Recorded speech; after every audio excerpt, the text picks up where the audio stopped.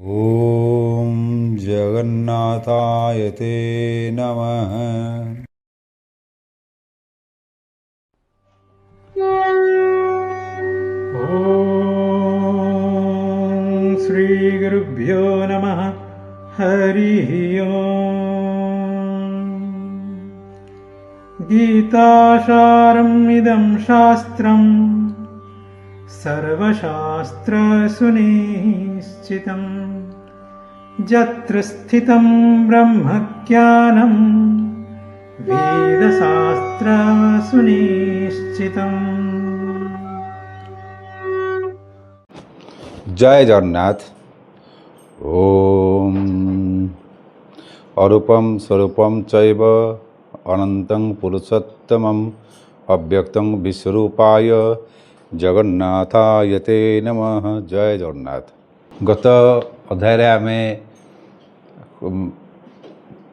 भगवान वाच कहया पूर्व समस्त कही प्रथम अध्यायर 28-29 ठू 47 नंबर श्लोक पर्यंत टी पढ़ापी आ द्वितीय अध्यायर 4, 5, 6 ये श्लोक तक पढ़ापी से श्लोक न पढ़ी ए श्लोक बुझा कष्टकर हम। ठीक अच्छे आम ताकू आधार कर चलवा।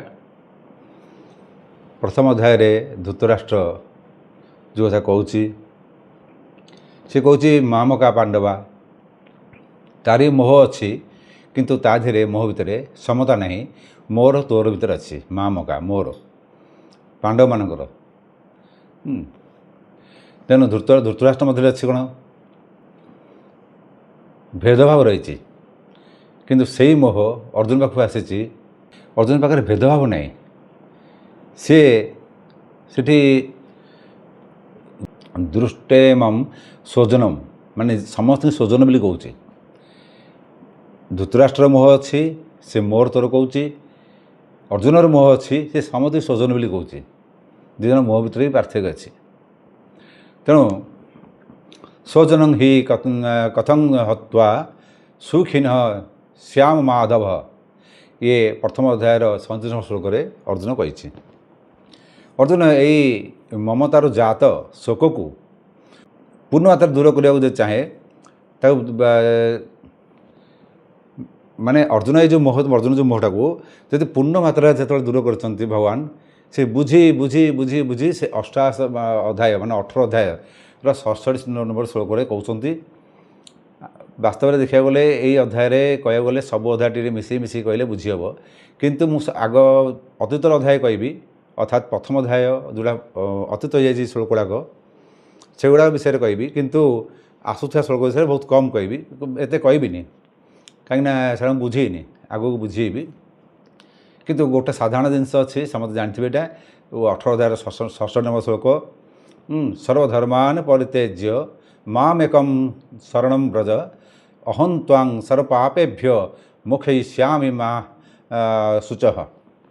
यहाँ से 18 अध्याय 7 नंबर श्लोक कहते माने शोक कहले गोटे आधार दरकार गोटे आधार को से धरिक मनुष्य शोक करे चाहे स्वजन हो शत्रु हो मित्र हो इधर शोक आसब सुख आसब दुख भी आसब किंतु जो भगवान पाख आधार करदेव जो भगवान तुम भगवान धरी पकेब से शोक दुख सब समाप्त तुम आधार दरकार तो भगवान धर प्रश्न आसला भगवान जानले तो धर तेणु भगवान जानापी ये एत जाक श्लोक बुझी बुझी एपरी विश्वरूप देखला पर अर्जुन बुझिनी।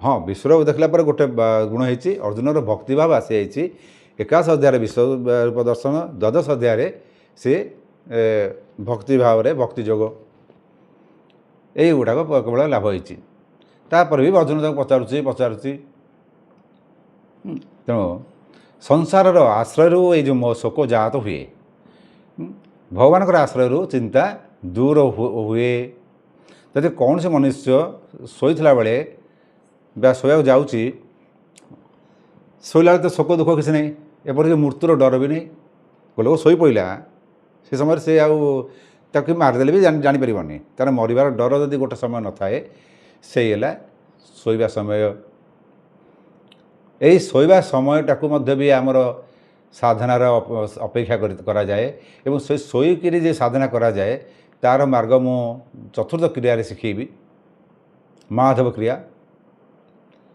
କାରଣ ଶୋଇଥିଲା ବେଳେ ବି ସାଧନା କରାଯାଏ, ଜାଗ୍ରତ ରହେ। ଏଇ ଶୋଇଥିଲା ବେଳେ ଯେଉଁ ଜାଗ୍ରତ ରହେ ଅର୍ଜୁନ, ସେଥିପାଇଁ ତାକୁ କୁହାଯାଏ ନିଦ୍ରାଜୟୀ।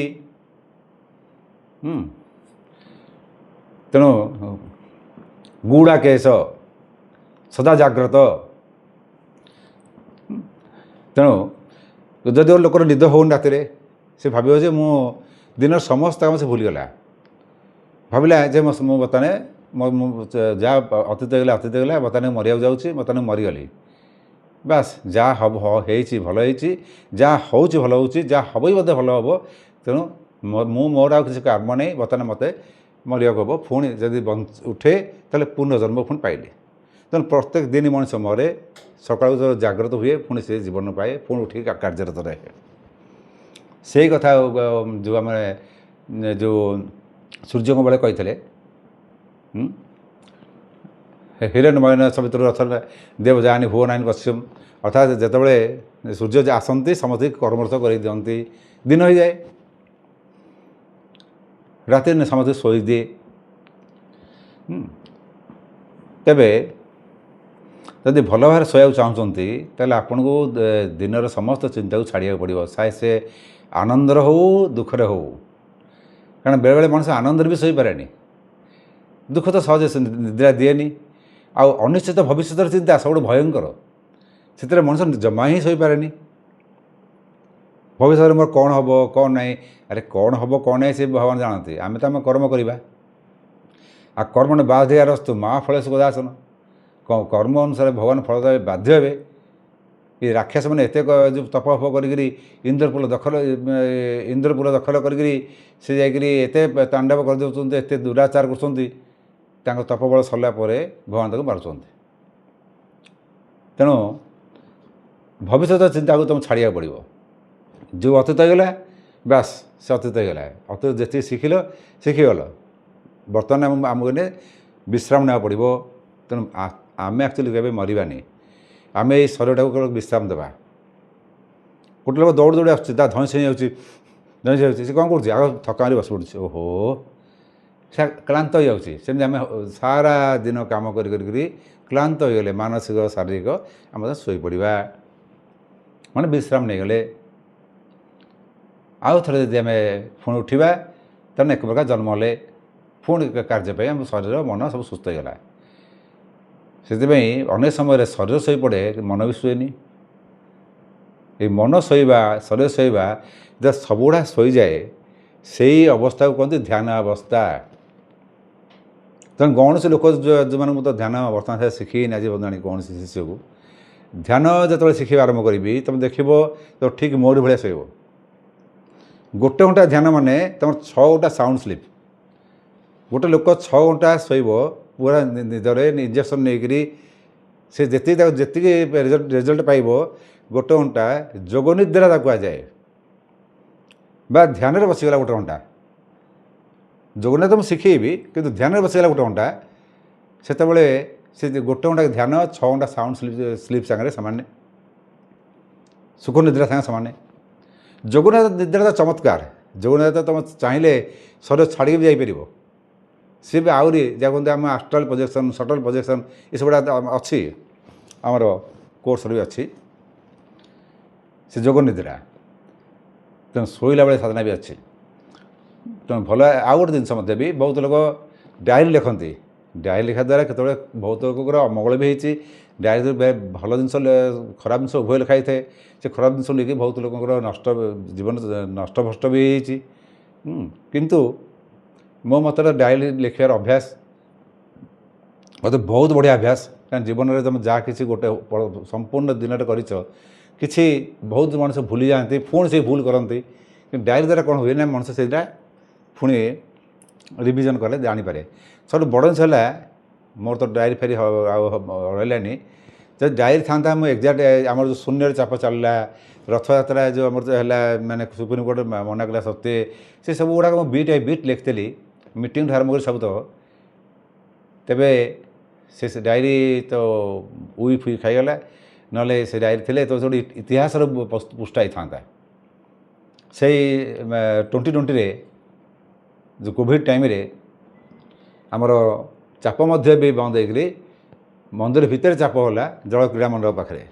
ସେପଟେ ଗୋଟେ ଚାପ ଗୋଟେ ଡଙ୍ଗା ତିଆରି ଥୁଆ ହେଲା, ଏ ଜଳ କ୍ରୀଡ଼ା ମଣ୍ଡପ ପାଖରେ ଯୋଡ଼େ ସିଂହାସନ ଏପରି ହେଲା, ଏପଟେ ମଦନ ମୋହନ ଆଉ ପଞ୍ଚପାଣ୍ଡବ, ସେପଟେ ନାରାୟଣ ମୂର୍ତ୍ତି ବା ଦୋଳଗୋବିନ୍ଦ ଯାହାକୁ କହୁଛନ୍ତି, ଆଉ ଭୂଦେବୀ ଶ୍ରୀଦେବୀ ବସିକରି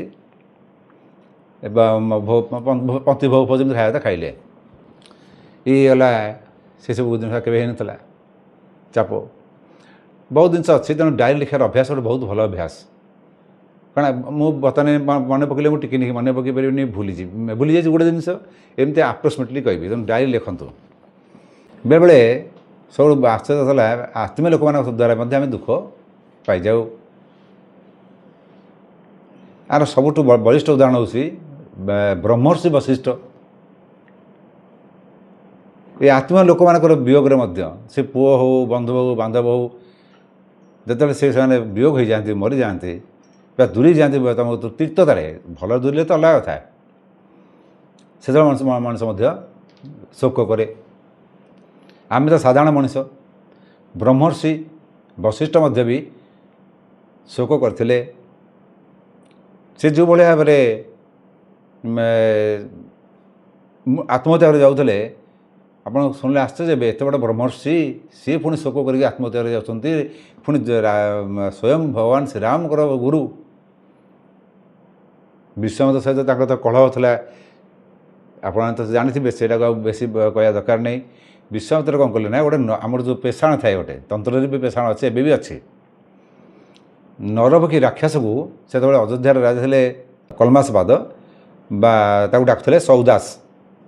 ସେତେବେଳେ ଥିଲେ ଅଯୋଧ୍ୟାର ରାଜା, ବଶିଷ୍ଠ ଥିଲାବେଳେ। ତାପରେ ତ ଆସିଲେ ତା ପରେ ଦଶରଥ ହରିକା ସବୁ ଆସିଲେ। ବଶିଷ୍ଠ ତା ବହୁ ପୂର୍ବରୁ ଥିଲେ। ତେଣୁ ସେଟା ନରପକ୍ଷୀ ରାକ୍ଷସକୁ ପେଶି ଦେଲା ରାଜାଙ୍କ ମୁଣ୍ଡକୁ। ରାଜା ହେଲା ଆଗନ୍ତୁକ ଉନ୍ମାଦ, ମୁଁ ଯାହା କହୁଥିଲି। ଆୟୁର୍ବେଦିକ ଶାସ୍ତ୍ର ମଧ୍ୟ ଆଗନ୍ତୁକ ଉନ୍ମାଦ ଲେଖା ହେଇଛି। ଚରକ ସୁଶ୍ରୁତ ସଂହିତା, ଧନ୍ୱନ୍ତରୀ ସଂହିତାରେ ଏସବୁ ଆଗନ୍ତୁକ ଉନ୍ମାଦ ବିଷୟରେ ଲେଖା ହେଇଛି ଆୟୁର୍ବେଦ। ତା ଦ୍ୱାରା ମଣିଷ ନିଜସ୍ୱ ଭୁଲିଯାଏ, ଯିଏ ଆସିଥାଏ ସେ ତା କାମଟା ଦେଖାଏ। ତେଣୁ ନରପକ୍ଷୀ ରାକ୍ଷସର କାର୍ଯ୍ୟକଳାପ ଗୁଡ଼ାକ ସେ ରାଜା ଦେଖିବାକୁ ଆରମ୍ଭ କଲେ। ମୁଁ ପ୍ରଥମ ଶ୍ଲୋକଟା ଆଗୁଆ କହିଥିଲି, ଗତା ଶୂନ ଗତା ଶୁଞ୍ଚ ନାନୁ ଶୋଚନ୍ତି ପଣ୍ଡିତା। ସେ କ'ଣ କହିଲେ, ଯେ ଯେଉଁଟା ଗତ ହୋଇଛି, ଅତୀତ ହୋଇଯାଇଛି, ଯେଉଁଟା ବର୍ତ୍ତମାନ ଅଛି, ତା ପାଇଁ ପଣ୍ଡିତମାନେ ଶୋକ କରନ୍ତି ନାହିଁ। ଅଶୋଚ୍ୟାନ ନଶୋଚ୍ୟାଚ ଅଶୋଚ୍ୟାନ ଅନଶୋଚ ଯୁକ୍ତତ୍ୱମ୍ ଅନଶୋଚ ଯୁକ୍ତତ୍ୱମ୍। ତା'ମାନେ ଯେଉଁମାନଙ୍କ ପାଇଁ ଶୋକ କରିବା କଥା ନୁହେଁ, ତ ସେମାନଙ୍କ ପାଇଁ ଶୋକ କରୁଛ। ଇଆଡ଼େ ପ୍ରଜ୍ଞାବାଦ ଭଳିଆ କଥାବାର୍ତ୍ତା କରୁଛ। ମାନେ ପ୍ରଜ୍ଞାବାଦ ମାନେ ପ୍ରଜ୍ଞା ପଣ୍ଡିତ ଭିତରେ ପାର୍ଥକ୍ୟ ମୁଁ କହିଛି। ତେଣୁ ପ୍ରଜ୍ଞାବାଦୀ ଭଳିଆ କଥା କହୁଛ, ଇଆଡ଼େ ଦୁଃଖ କରୁଛ। କାରଣ ପଣ୍ଡିତ ଦେଇଥିବ ଦୁଃଖ ଆସିବନି। ପ୍ରଜ୍ଞାବାଦ ହେଲେ ତ ଦୁଃଖ ଆହୁରି, ମାନେ ବୁଦ୍ଧିମାନ ପଣ୍ଡିତକୁ ପ୍ରଜ୍ଞାବାଦ କୁହାଯାଏ। ଶୋକ ଆସିବାର ପ୍ରଶ୍ନ ଉଠୁନି। ପଣ୍ଡିତ ହେଲେ ଶୋକ ଆସିବନି, ପ୍ରଜ୍ଞାବାଦ ହେଲେ ଶୋକର ପ୍ରଶ୍ନ ଉଠୁନି। ଯିଏ ଗତ ତା ପାଇଁ ତ ଶୋକ ନାହିଁ, ଯିଏ ଅଛି ତା ପାଇଁ ବି ଶୋକ ନାହିଁ। କିନ୍ତୁ କଥାଟା ଅର୍ଜୁନ କହୁଛି ପୁରା ପ୍ରଜ୍ଞାବାଦ ଭଳିଆ। ତାହେଲେ ପ୍ରଜ୍ଞାବାଦ ପଣ୍ଡିତ ସେ ନରପକ୍ଷୀ ରାକ୍ଷସ ଯେତେବେଳେ ଆମର ସୌଦାସ ରଜା ଅଯୋଧ୍ୟାର ସେଇଭଳି ଭାବରେ ଉତ୍ପାତ କଲେ। ବଶିଷ୍ଠଙ୍କର ପୁଅ, ବଡ଼ ଜ୍ୟେଷ୍ଠ ପୁଅ ହେଲା ଶକ୍ତି। ସିଏ ଆଉ ବୁଝିପାରିଲାନି ଯେ ଇଏ କୁଦୃଷ୍ଟ ହେଉଛି। ସେ ହେଲେ ରଜା ଆମକୁ ଏମିତି ଏମିତି ବ୍ୟବହାର କରୁଛି। ତାକୁ କହିଲେ ତୁ ରାକ୍ଷସ ଭଳିଆ ବୁଦ୍ଧି ଯାଆ, ତାହେଲେ ତୁ ରାକ୍ଷସ ହେଇଯା। ତାକୁ ରାକ୍ଷସ ଗୋଟେ କରିଦେଲା। ମାନେ ସେ ଚାହିଁଥିଲେ ଶକ୍ତି, ତା ଶକ୍ତି ବଳରେ ମଧ୍ୟ ବି ସେ ରାକ୍ଷସକୁ କାଢ଼ି ଦେଇ ପାରିଥାନ୍ତା। ସେ ଜାଣିବାକୁ ଗଲାନି ଯେ ଏ ରଜା ତ ଏତେ ଭଲ ଥିଲା, ହଠାତ୍ କାହିଁକି ଏମିତି ରାକ୍ଷସ ଭଳିଆ ପ୍ରବୃତ୍ତି କରୁଛି। ସେ ହଠାତ୍ କହିଲା ରାକ୍ଷସ ଭଳିଆ ପ୍ରବୃତ୍ତି ହେଉଛି, ତ ରାକ୍ଷସ ଭଳିଆ ତୁ ବ୍ୟବହାର କରୁଛୁ, ରାକ୍ଷସ ହେଇଯା। ସେ ରାକ୍ଷସ ହେଇଗଲା। ରାକ୍ଷସ କ'ଣ କରିବ? ଆଗ ଶକ୍ତି ସବୁ ବଶିଷ୍ଠଙ୍କର 100ଟା ପୁଅ ଥିଲେ, ସବୁତକ ପୁଅ ଖାଇଦେଲା, ମାରିଦେଲା। ସବୁତକ ପୁଅ ମାରିଦେଲା ଆଗରୁ ବଶିଷ୍ଠ ଯେତେବେଳେ କ'ଣ କଲେ ମନ ଦୁଃଖ ଦେଇକରି ଆତ୍ମହତ୍ୟା କରିବାକୁ ଗଲେ। ସେ କ'ଣ କଲେ ନା ଫାସ ବାନ୍ଧିକିରି ନଦୀକି ଡେଇଁ ପଡ଼ିଲେ। ଯେତେବେଳେ ଡେଇଁ ପଡ଼ିଲେ ସେ ନଦୀ ତ ହଠାତ୍ ବୁଡ଼ିଯିବନି, ସେ ଫାସଟା ଖୋଲିଗଲା ତାଙ୍କର, ବଞ୍ଚିଗଲେ। ତେଣୁ ସେ ନଦୀର ନାଁ ହେଲା ବିପାଶା ନଦୀ। ବର୍ତ୍ତମାନ ତାର ନାଁ ହେଉଛି ବ୍ୟାସା ନଦୀ। ଏଇ ନଦୀଟା ବର୍ତ୍ତମାନ ହିମାଚଳ ପ୍ରଦେଶରୁ ବିଷକୁଣ୍ଡ ଆମର ଯେଉଁ ଅଛି, ବିଷକୁଣ୍ଡରୁ ବାହାରିକିରି ମନାଲି ଆଉ କୁଲ୍ଲୁ ମାଣ୍ଡି ଦେଇକରି ଆସିକିରି ସୁତଲଜ ନଦୀ ସହିତ ମିଶିକିରି ହରିକେ ପଞ୍ଜାବରେ ଆସିକିରି ପହଞ୍ଚିଲା ଅଛି। ସେ ଏଇ ଯେଉଁ ନଦୀଟି, ଯେଉଁ ନଦୀରେ ବଶିଷ୍ଠ ଡେଇଁଥିଲେ, ତା ନା ବିପାଶା ନଦୀ। ପୁରାଣ ଲେଖା ହେଇଛି, ବର୍ତ୍ତମାନ ତାକୁ ବ୍ୟାସା ନଦୀ ବି କହୁଛନ୍ତି। ତାପରେ ବଶିଷ୍ଠ କ'ଣ କଲେ, ଆଉ ଥରେ ଚେଷ୍ଟା କଲେ ଫାସ ପକେଇକିରି, ପୁଣି ଫାସ ପକେଇ ଆଉ ଗୋଟେ ନଦୀ ଡେଇଁଲେ, ହେମବତୀ ନଦୀକି। ହେମବତୀ ନଦୀ ଡେଇଁଲେ, ନଦୀ 100 ଭାଗରେ ବିଭକ୍ତ ହେଇଗଲା। ଆଉ ସେ ମଲେନି, ଖଣ୍ଡ ଖଣ୍ଡ ନଦୀଟା ମାନେ ଲେକ୍ ଭଳିଆ ହେଇଗଲା, ଲେକ୍ ଭଳିଆ। ପୁଣି ସେ ବଞ୍ଚିଗଲେ। ତେଣୁ ସେ ନଦୀର ନାଁ ହେଲା ଶତଦ୍ରୁ, ତା ନାଁ ହେଲା ଶତଦ୍ରୁ।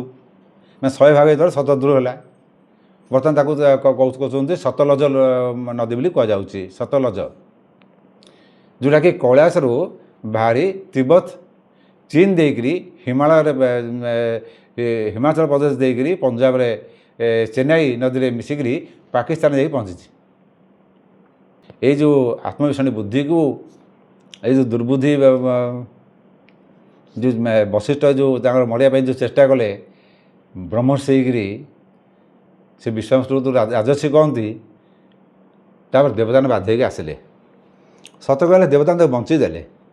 ଆସିକି କହିଲେ ଯେ ବଶିଷ୍ଠ, ତୁ ଚାହିଁଲେ ତ ବିଶ୍ୱାମିତ୍ରକୁ ଗୋଟେ ମୁହୂର୍ତ୍ତରେ ଧ୍ୱଂସ କରିଦେବୁ, କାରଣ ବିଶ୍ୱାମିତ୍ର ସବୁତକ ଅସ୍ତ୍ର ପ୍ରୟୋଗ କରିସାରିଲାଣି। ଶେଷଥର ପାଇଁ ବ୍ରହ୍ମାସ୍ତ୍ର ଯାହା ଅଛି, ଗାୟତ୍ରୀ ବି ଅସ୍ତ୍ର ପ୍ରୟୋଗ କଲା। ଗାୟତ୍ରୀ ଫେଲର ହେଲା ପରେ ଗାୟତ୍ରୀକୁ ଅଭିଶାପ ଦେଇଦେଲେ ବିଶ୍ୱାମିତ୍ର।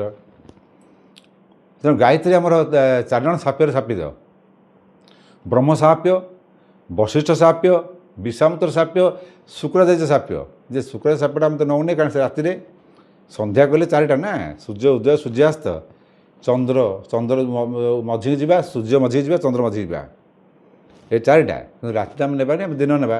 ଦିନରେ 3ଟା, ତ୍ରିକାଳ ସନ୍ଧ୍ୟା। ତେଣୁ ତ୍ରିକାଳ ସନ୍ଧ୍ୟା ବ୍ରହ୍ମା, ବଶିଷ୍ଠ, ବିଶ୍ୱାମିତ୍ର ଏସବୁ ଅଭିଶାପ ଦେଇଛନ୍ତି ଗାୟତ୍ରୀକି। ତେଣୁ ସେ ସବୁତକ ଅସ୍ତ୍ରକୁ ବଶିଷ୍ଠ ତାଙ୍କର ଖାଲି ଯେଉଁ ଆଶାବାଡ଼ି ଦେଖେଇଛନ୍ତି, ରହିଗଲା। ତାହେଲେ ବଶିଷ୍ଠ ଉଗ୍ରତାରାଙ୍କର ବହୁତ ବଡ଼ ସାଧକ ଥିଲେ। ପଞ୍ଚମୁଣ୍ଡି ଆଶ୍ରମ ଯେଉଁ ଅଛି ଆମର ତାରାପୀଠରେ, ସେ ପଞ୍ଚମୁଣ୍ଡି ଆଶ୍ରମରେ ବଶିଷ୍ଠ ସେ ଆଶ୍ରମ ତିଆରି କରିକିରି ଉଗ୍ରତାରାକୁ ସାଧନା କରିଥିଲେ। ଅର୍ଥାତ୍ ସେଇ ଉଗ୍ରତାରାକୁ ସେ କରିନଥିଲେ, ତାରାଙ୍କୁ କରିଥିଲେ। ତାପରେ ବାମାକ୍ଷେପା ଆସିକିରି ଉଗ୍ରତାରାଙ୍କୁ କରିଥିଲେ। ଆଉ ସେ ବର୍ତ୍ତମାନ ଯେଉଁ ମୂର୍ତ୍ତି ଅଛି, ଯେଉଁ ଉଗ୍ରତାରାଙ୍କ ମୂର୍ତ୍ତି, ସେଇଟା ସେ ଗଛ ଫାଟିକି ସେ ମୂର୍ତ୍ତି ବାହାରିଥିଲା ବାମାକ୍ଷେପା ସମୟରେ। ଯିଏକି ଆମର ନିଗମାନଙ୍କର ଗୁରୁ, ତନ୍ତ୍ର ଗୁରୁ ବାମାକ୍ଷେପା। ଦେବଦାନ ସେ କହିଲେ, ତୁମେ ମାରିଦିଅ ସେ ବିଶ୍ୱାମିତ୍ରକୁ। ଯାହାହେଲେ ବ୍ରହ୍ମର୍ଷି, ସେ ଚିନ୍ତା କଲେ ଆକୁ ଏଇ ପାପିଷ୍ଟକୁ ମାରିବା ଉଚିତ ନା ନାହିଁ। ହେଲେ ତାକୁ আমি ମାରିବି, ରାଜା ତ ହେଇଗଲା ନା, ରାଜା କରିନି। ବିଶ୍ୱାମିତ୍ର ନରବକ୍ଷୀକୁ ପେଷଣ କଲା ତୁମର ରଜାକୁ। ରଜା ସେଭଳିଆ ମାନେ ଯେତେବେଳେ ଆଗନ୍ତୁକ ଉନ୍ମାଦ ହେଲେ, ସେତେବେଳେ ଶକ୍ତି ମଧ୍ୟ ଚିନ୍ତା ନ କରିକି ତାକୁ ଅଭିଶାପ ଦେଲା, ଯାହାଫଳରେ କି ସେ ରାକ୍ଷସ ହେଇଗଲା। ରାକ୍ଷସ ହେଇକି ଶକ୍ତି ସହ ସମସ୍ତଙ୍କୁ ଖାଇଦେଲା। ରାକ୍ଷସ ତାକୁ ପାପ ଲାଗିବନି। ତେଣୁ ଶକ୍ତି ଚିନ୍ତା କରିପାରିଥାନ୍ତା, ବଞ୍ଚି ଯାଇଥାନ୍ତେ ସମସ୍ତେ। ଆପଣ ମଧ୍ୟ ବ୍ରହ୍ମର୍ଷି ବଶିଷ୍ଠ, ଆପଣ ବି ସେଇ କାମ କରୁଛନ୍ତି। ଥରେ ଚିନ୍ତା ତ କରନ୍ତୁ। ତେଣୁ ବଶିଷ୍ଠ ଚିନ୍ତା କଲେ, ନାଇଁ ମାରିବା ପରେ ଚିନ୍ତା କରିବା। ଦେଖିଲେ ସବୁତକ ଭିତରେ ବିଶ୍ୱାମିତ୍ର ଆସିଲେ ଯେ ପ୍ରକୃତରେ ଦୋଷୀ। ତଥାପି ଦେଖିଲେ ଯେ ଇଏ ବିଶ୍ୱର ବହୁତ କଲ୍ୟାଣ କରିବ। ଏ ବିଶ୍ୱର ଯେଉଁ କଲ୍ୟାଣ କରିବ, ଯେଉଁଟା ତା ନିଜ 100 ପୁଅ ମିଶିଗଲେ ବି ସେଇ କଲ୍ୟାଣ କରିପାରିବେ ନାହିଁ। ତେଣୁ ସେ କହିଲା, ନା, ବିଶ୍ୱାମିତ୍ରକୁ ମାରିବି ନାହିଁ। ତାପରେ ସେ ତାଙ୍କ ପ୍ରକୃତି ଚଳେ। କିନ୍ତୁ ମୁଁ ଏଠି କାହିଁକି ଏଇ କଥାଟି କହିଲି ନା, ଇଏ କହିଲା ଗତା ଶୂନ ଗତା ଶୁଞ୍ଚ ଗତା ଶୂନ ଗତା ଶୂନ ଯୁକ୍ତ ଅଗତା ଶୂନ। ଯାହା ଗତା ମାନେ ଗତ ହୋଇଯାଇଛି, ଅଗତା ଶୂନ ଯାହା ଗତ ହେଇନାହିଁ, ବର୍ତ୍ତମାନ ଅଛି। ଶୂନଶ୍ଚ। ତେଣୁ ଅତୀତ ହୋଇଯାଇଥିବା ଜିନିଷ ବର୍ତ୍ତମାନ ରହିଥିବା ଜିନିଷକୁ ନେଇକରି ସେ ଏଇ ଯେଉଁ ନ ଜାଣିକରି ଆମେ ଆଗେଇ ଯାଉଛେ ସେଇଟା ହିଁ ବଡ଼ ମସ୍ତ ବଡ଼ ଭୁଲ। ତା ପରବର୍ତ୍ତୀ ଷ୍ଟେଜ୍ରେ ତ ସେଇ ବ୍ରହ୍ମର୍ଷି ବଶିଷ୍ଠ ବିଷ୍ଣୁ ରାଜର୍ଷି ବି ସେଇ ବଶିଷ୍ଠ ହିଁ କରିଥିଲେ, ସେ ପଛ କଥା।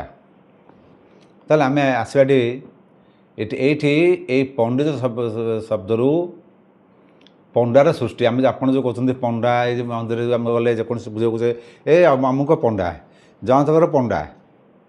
ତାହେଲେ ପଣ୍ଡା ହେଲା କିଏ? ଯିଏ ଆତ୍ମବିଷୟକ ବୁଦ୍ଧି ଯାହାର ଥାଏ ତାକୁ ପଣ୍ଡା କୁହାଯାଏ। ପଣ୍ଡ ଧାତୁରୁ ପଣ୍ଡାର ସୃଷ୍ଟି, ପଣ୍ଡ ଧାତୁରୁ ପଣ୍ଡାର ସୃଷ୍ଟି। ତେଣୁ ଯେ ଏହିପରି ବୁଦ୍ଧି ଥାଏ ତାକୁ ଆମେ ପଣ୍ଡିତ ବୋଲି କହିବା। ଆତ୍ମକେନ୍ଦ୍ରିକ ବୁଦ୍ଧିକି ପଣ୍ଡା କହିବା।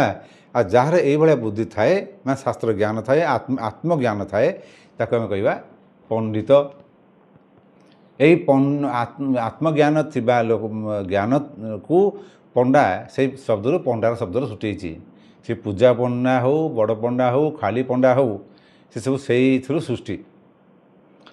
ମନ୍ଦିରରେ ପଣ୍ଡା ସେବକ ଅଛନ୍ତି, ସେ ସାଧାରଣତଃ ଆମର ପାର୍ଶ୍ୱଦେବାଦେବୀ ଅଛନ୍ତି, ଯେଉଁ ବିମଳା ଲକ୍ଷ୍ମୀ, ଏମାନେ ସବୁ ପଣ୍ଡା ଭାବରେ ଭୋଗ କରନ୍ତି। ଆଉ କିଛି ସେବକ ଅଛନ୍ତି ପତ୍ରବଡ଼ୁ ଏରିଆ ସବୁ ସେସବୁ ଟାଇପ୍ର କିଛି ସେବକ ଅଛନ୍ତି ଯେଉଁମାନେ କି ପଣ୍ଡା ଟାଇଟଲ୍ ଅଛି। କିଛି ସେବକ ସୁଆର ବି ଅଛନ୍ତି, ପଣ୍ଡା ଟାଇଟଲ୍ ଅଛନ୍ତି। ପଛେ ସେ ଅବଶ୍ୟ ଆଡ଼ ହେଇଛନ୍ତି, ପଛେ ସେ ଯୁକ୍ତ ହେଇଛନ୍ତି। କିନ୍ତୁ ପୂଜା ପଣ୍ଡା କେବଳ ପୂଜା ସମ୍ପର୍କୀୟ। ବଡ଼ ପଣ୍ଡା ଏଣ୍ଟାୟାର ପୁରୋହିତ କାମ ମନ୍ଦିର ଜଗନ୍ନାଥଙ୍କର ମୁଖ୍ୟ ପୁରୋହିତ କହିଲେ ବଡ଼ ପଣ୍ଡା। ତେଣୁ ପୂଜା ପଣ୍ଡାକୁ ଆଚାର୍ଯ୍ୟ କୁହାଯାଏ, ବଡ଼ ପଣ୍ଡାକୁ ମୁଖ୍ୟାଚାର୍ଯ୍ୟ କୁହାଯାଏ। ସେ ଆଚାର୍ଯ୍ୟମାନଙ୍କ ଭିତରେ ମୁଖ୍ୟ। ଶାସ୍ତ୍ର ଜ୍ଞାନ ଯିଏ ଜାଣିକରି ନିଜ ଜୀବନ ଅତିବାହିତ କରେ ତାକୁ ଆମେ କହିବା ପଣ୍ଡିତ। କିନ୍ତୁ ଯିଏ ଅନୁଭବ ନେଇକରି ଯାହା ବାକ୍ୟରେ ଶାସ୍ତ୍ର ଲେଖାଯାଏ ସେ ହେଲା ପ୍ରଜ୍ଞାବାଦୀ। ତେଣୁ ଏଠି ଲେଖା ହେଲା ପ୍ରଜ୍ଞାବାଦାଂଶ। ପ୍ରଜ୍ଞାବାଦୀ ମାନେ ଭଳିଆ ତୁ ଭାଷଣ ଦେଉଛୁ, ଭାଷତେ ମାନେ ଭାଷଣ ଦେଉଛୁ, କଥା କହୁଛୁ। ମଣିଷର ତିନି ପ୍ରକାରର ରହିଲା। ଗୋଟେ ହେଲା ମୂଢ଼, ଗୋଟେ ହେଲା ଶାସ୍ତ୍ରଜ୍ଞ, ଆଉ ଗୋଟେ ହେଉଛି ପଣ୍ଡିତ। ମୂଢ଼ କ'ଣ କରେ? ମୂଢ଼ ସେ ମରିଯାଇଥିବା ଲୋକ ପାଇଁ କାନ୍ଦେ। ଗଲା ଥର ମୁଁ କହୁଥିଲି ନା, ଲୋକ ମରୁଛନ୍ତି, ସେ ମରିଗଲେ ସେ ଲୋକ କାନ୍ଦେ ନିଜ ପାଇଁ। ସ୍ତ୍ରୀ କାନ୍ଦିବ, ହয়তো ମୋ ଛାଡ଼ି କାହିଁ ପଳେଇଲ, ମୋର ଭରଣପୋଷଣ କିଏ କରିବ? ଆଜିକାଲି ସ୍ତ୍ରୀଙ୍କ ପାଇଁ ଭରଣପୋଷଣ ଦରକାର ହେଉନି, କିନ୍ତୁ ସୌନ୍ଦର୍ଯ୍ୟ ନଷ୍ଟ ହୋଇଯିବ। ତେଣୁ ମୁଁ ଆଉ ଭେଷଭୂଷା ହେଇପାରିବିନି, ରଙ୍ଗ ଶାଢ଼ୀ ପିନ୍ଧି ପାରିବିନି, ତୁମେ କାହିଁ ପଳେଇଲ। ତେଣୁ ସେ ତା ପାଇଁ କାନ୍ଦିବ। ତେଣୁ ଇମୋସନାଲ୍ ସପୋର୍ଟ ନାହିଁ, ମୁଁ ଏକଲା ହେଇଯିବି, ମୋତେ ଛାଡ଼ି ପଳେଇଲ, ସେ କାନ୍ଦିବ ନିଜ ପାଇଁ। ମୁଁ ଇମୋସନାଲ୍ ମାନେ ଏକା ହେଇଯିବି। ତେଣୁ ସମସ୍ତେ ଆକ୍ଚୁଆଲି ନିଜ ପାଇଁ କାନ୍ଦନ୍ତି, ମରିଗଲା ଲୋକ ପାଇଁ କିଏ କାନ୍ଦନ୍ତିନି। ଗୋଟେ ବହୁତ ଦୁଃଖର ବିଷୟ, ମୁଁ ସେଟା ଆଉ ଟିକେ ପରେ କହିବି।